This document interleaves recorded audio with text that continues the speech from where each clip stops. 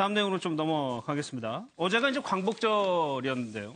송혜교 씨가 홍 기자님 굉장히 좋은 일을 계속하고 있네요. 네, 벌써 이제 12번째인데요. 사실은 이제 요번에 한 거는 그 교토 지역에, 그러니까 이제 우리 이제 도쿄에 이어서 많은 한국 관광객들이 갑니다. 그렇죠. 근데 주로 일본 그 유적지라든가 이런 것만 보고 오지 말고 그 교토에도 우리 역사 관련 유적지가 있다. 그런 데를 가보자라는 거를 이제 이제 역사 이제 바로 알리기 이런 거를 이제 만들어서 배포를 한 거예요. 만부를 만들었는데 사실 그동안은 뭐 미국의 그 LA 그 이제 도산 안창호 선생이라든가 아니면은 뭐 중국의 임시청사 이런 데다가 이걸 만들어서 그 박물관에다가 그 비치하기도 했어요. 근데 일본에서 우리 박물관 안 돼. 미국 같은 경우는 박물관에 비치가 중국에도 가능했는데. 그 박물관에다가 한글 이제 안내서를 놨는데 요번엔 안 돼라고 하니까 일반부를 만들어서 민박집, 주로 한국의 젊은이들이 그 이제 묵는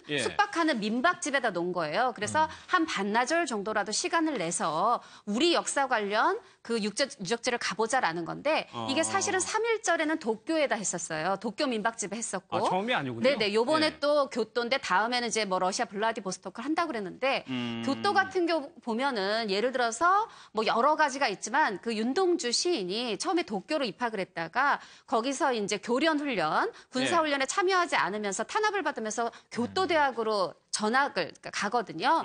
그거 다시 이제 입학을 합니다. 그래서 거기에 윤동주 시비도 있고, 그래서 이런 걸 자세히 소개하면서 이제 가자 하라고 했고 또 한국어뿐 아니라 일본어판도 요번에 배포를 했다 그래요. 말하자면 일본 시민들 중에도 국민들 중에도 관심이 있는 사람은 이 대한민국 관련 역사 유적지에 좀 관심을 가져달라라는 그런 호소입니다. 참 이게 정부 차원이 아니고 민간 차원에서 하게 되는 건데 제작비 전액을 후원했다는 거예요. 그러니까 일본도 참 웃긴 게 정부가 주도하는 어떤 거기에는 못 넣게 한다는 거잖아요. 그렇죠. 일본 가보면 저 나가사키 원폭 피해 박물관도 가봤거든요. 몇 시간 동안 한국 피해가 있는지를 샅샅이 찾아봤는데 한 줄도 없어요. 그럴 정도로 일본은 자기네들 죄가에 대해서는 철저하게 감추고 자기네만 핵 피해를 이렇게 봤다.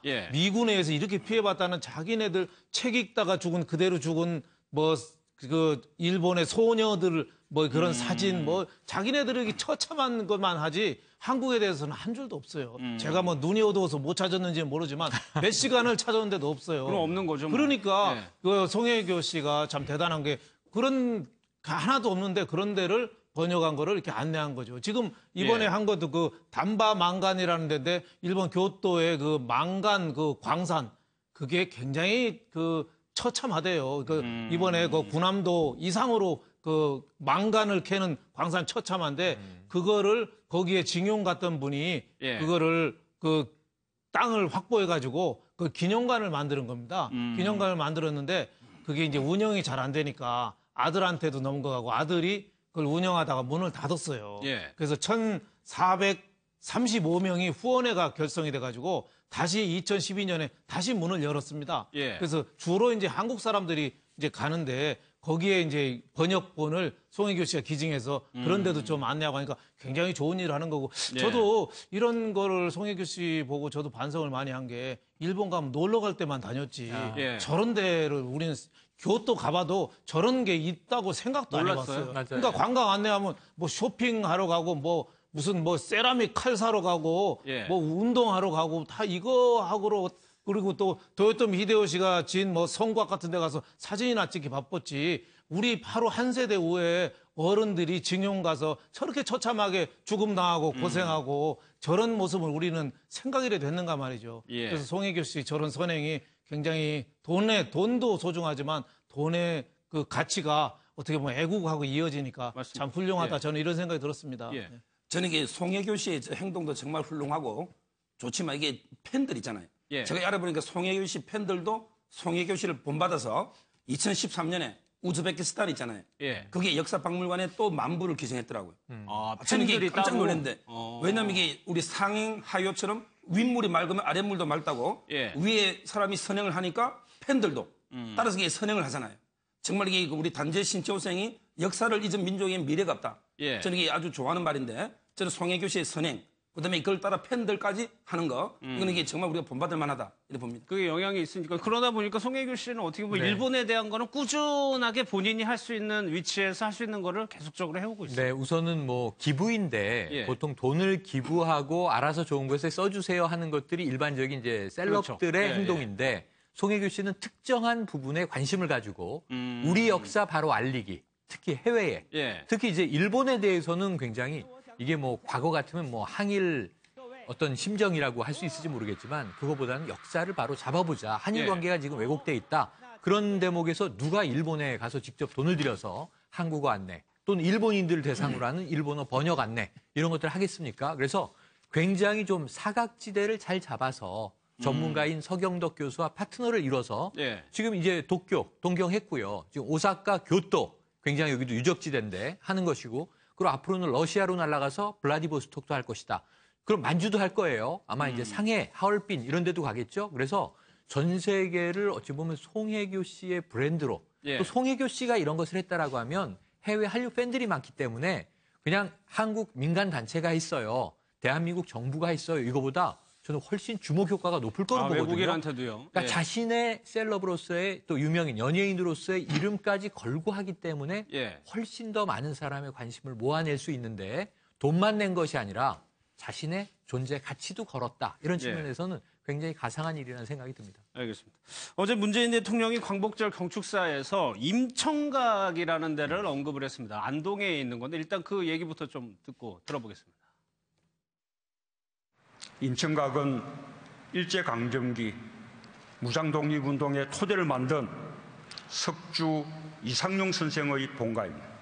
무려 9분의 독립투사를 배출한 독립운동의 산실이고 그에 대한 보복으로 일제는 그 집을 관통하도록 철도를 놓았습니다. 99간 대저택이었던 임청각은 지금도 반토막이 난 그 모습 그대로입니다. 이상용 선생의 손자, 손녀는 해방 후 대한민국에서 고아원 생활을 하기도 했습니다.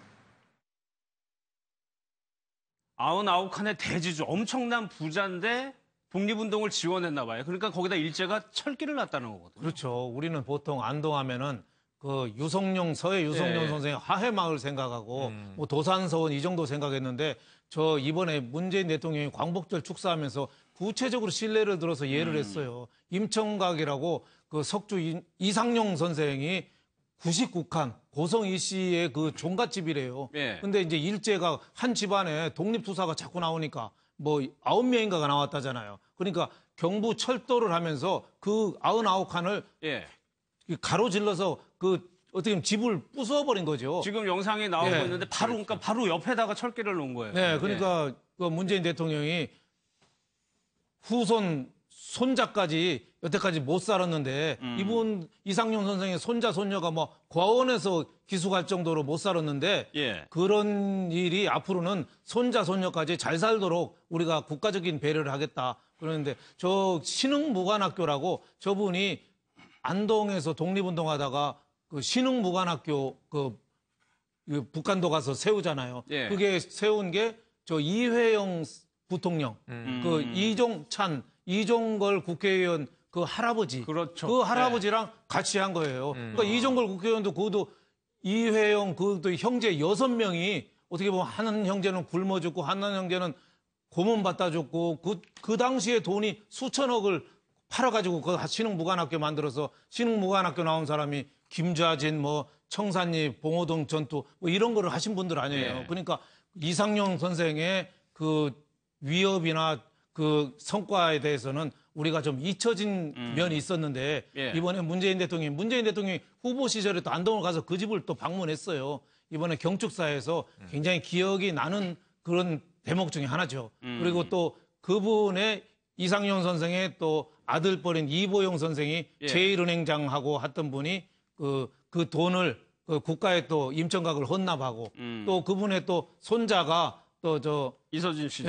배우 이서진 씨라는 면에서 어떻게 보면은 8.15 경축사가 굉장히 관심을 끌죠. 저도 모욕당에서 이서진 씨 몇 번 봤는데 그럴 줄 알았으면 인사를 더 좀 공손하게 할 걸 뭐 그런 생각 좀 들었습니다. 알겠습니다. 어제까지는 임청각이 실시간 검색에 올라왔는데 오늘 이서진 씨가 올라온 것이 그러니까 아직까지 정확하게 그 족보는 잘 모르겠으나 일가는 맞는 것 같아요. 아니 일가 정도가 아니라 직계입니다. 직계. 그러니까 이상년 선생의 아들이 그러니까 이서진 씨의 할아버지인 거예요. 그 할아버지가 우리가 서울은행장, 제1은행장 지냈던 이보영 선생이고 그리고 그 이제 이서진 씨 아버지가 이보영 선생의 아들인데 그 신용금고 이사장 또 지냈던 분이고 그 이제 말하자면 4대째가 이서진 씨예요. 그러니까 4대째. 네, 완전히 이제 직계인 거고요. 근데 지금 이제 보신 것처럼 이상영 선생의 이제 말하자면 손주 손녀면은 바로 그 이서진 씨 어머니 그러니까 아버지 때예요. 그때에 그 이제 말하자면 고아원 생활까지 할 정도로 힘들었는데 그래도 이 이제 말하자면 가족들이 노력을 해서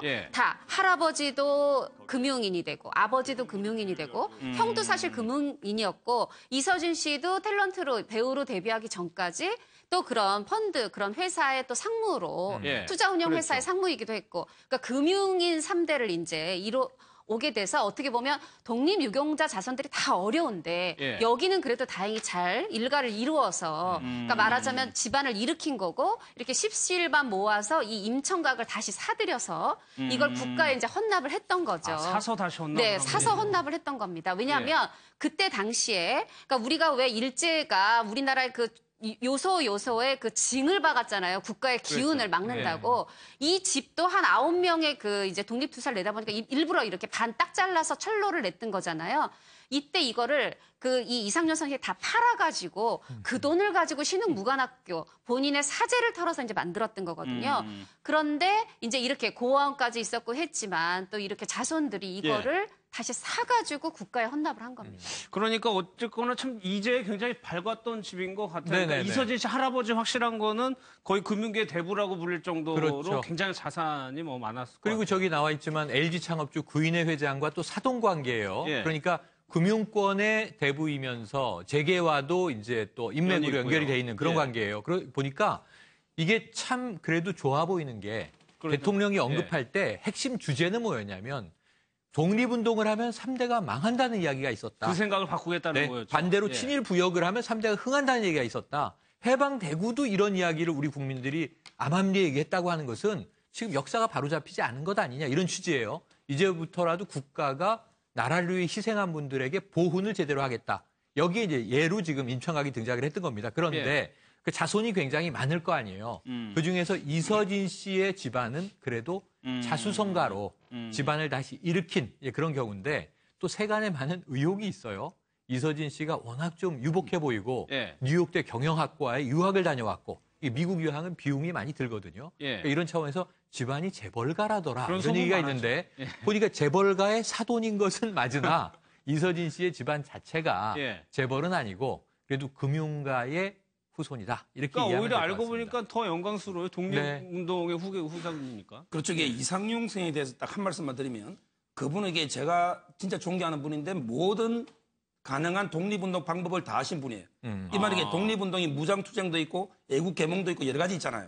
이분에게 의병부터 그다음에 그 유학자이기 때문에 애국개몽운동 그다음에 만주의 무장독립투쟁 모든 가능한 운동을 다 하신 분이고 나이 50에 만주로 떠나셨거든요. 그래서 이게 저는 이분하고 같이 신흥문학교 세운 분이 이회영. 그분이 그때 다 팔고 간 돈이 40만 양입니다.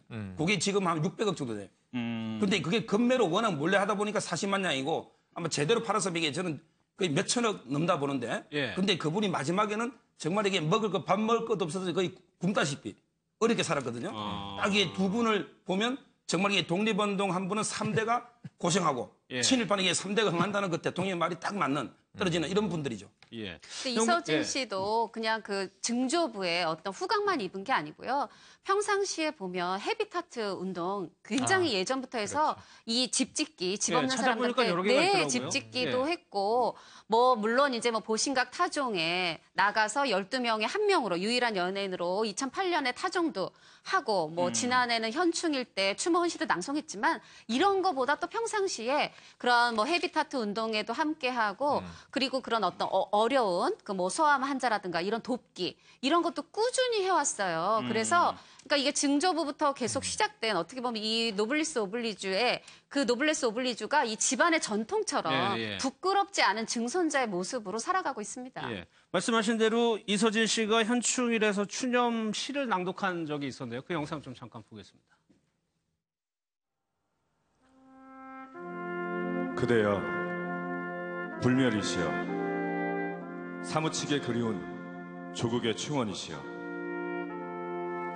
당신께서 눈물로 지킨 강산 거기에 계곡물이 귀를 열고 산천초목도 모두 기지개를 켜는데 들리시나요? 해마다 6월이 오면 무너진 꿈 그 위에 그래도 다리를 놓아봅니다. 네. 활동도 뭐 활발히 하고 굉장히 조금 좋아지는 것 같아요. 이런 것들이 좀 사회적으로 좀 영향을 미쳤으면 좋겠습니다.